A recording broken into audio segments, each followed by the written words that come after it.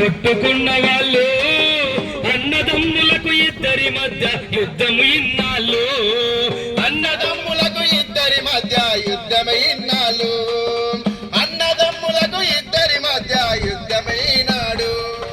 తరాల నుండి యుగాల నుండి జరిగను ఈ గొడవ, తాతల నుండి తండ్రుల నుండి ఇదే భూమి గొడవ, తాతల నుండి తండ్రుల నుండి ఇదే భూమి గొడవ, తాతల నుండి తండ్రుల నుండి ఇదే భూమి గొడవ.